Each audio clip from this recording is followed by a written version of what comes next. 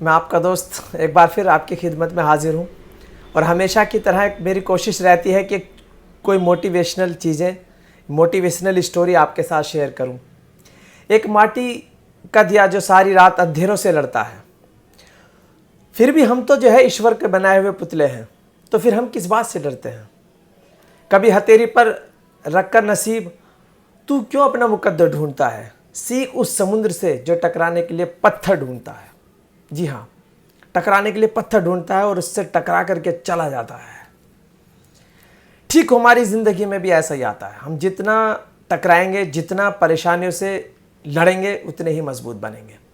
लेकिन आज मैं एक चीज़ बताऊंगा आपको, जो गुस्सा जो आज की न्यू जनरेशन में बहुत फल फूल रहा है।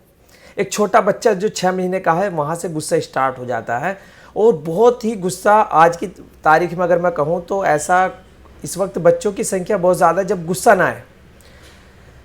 ऐसा ही मैं एक छोटी स्टोरी के साथ आपको बताना चाहूँगा।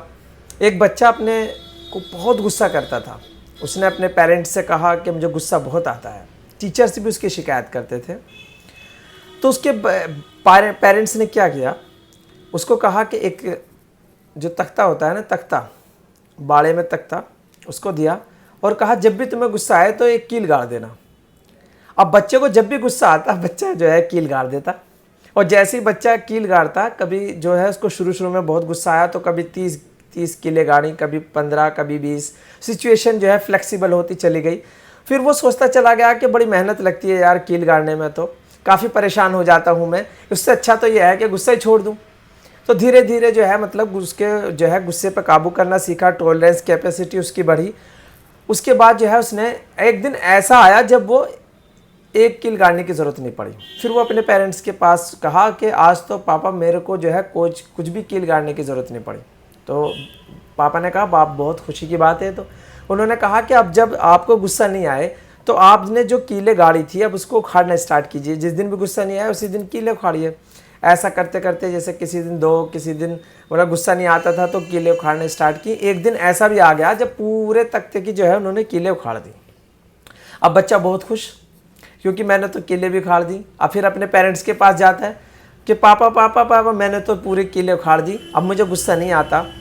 उनके पापा बहुत खुश हुए, क्योंकि उनका मकसद ये था कि बच्चे को, लेकिन उसको सिखाना चाहते थे। उन्होंने कहा कि बेटा ये तख्ता देखो, आप तख्ता देख रहे हैं, जैसे मेरे पीछे आप ये दीवार देख रहे हैं, इसमें अगर हम कील गाड़ें और फिर कील उखाड़ें तो उसमें छेद रह जाते हैं। तो उन्होंने कहा बेटे हमारी लाइफ में भी ऐसा ही होता है। हम गुस्से में किए हुए जो कहते हैं ना अत्याचार या फिर बोले हुए शब्द से जो नुकसान हमें होते हैं वो छेद की माफ़ी की हम, जैसे छेद रह जाते हैं ना, ऐसे ही हमने जो गुस्से में किसी को बुरा भला कहा, गुस्से पे काबू न रखने के बहुत ज़्यादा जो है खमियाजा हम भुगतते हैं। कभी एक अच्छा दोस्त हम खो देते हैं, कभी एक अच्छा बिजनेस खो देते हैं, कभी बहुत सारा नुकसान उठाते हैं, कभी हमारी जो पर्सनल डेवलपमेंट होती है, जो हमारी छवि होती है, उसको बहुत बड़ा धक्का लगता है। तो ठीक मैं जो है ये मेरा समझाने का आज का जो तात्पर्य यही था कि हमें गुस्से पर काबू रखना चाहिए। और गुस्से पे काबू रखने का तरीका यही है कि जो है हमें अपनी टॉलरेंस कैपेसिटी को बढ़ाना पड़ेगा और ठीक बाड़े की कीलों की तरह हमें उन पर जो है काबू रखना होगा।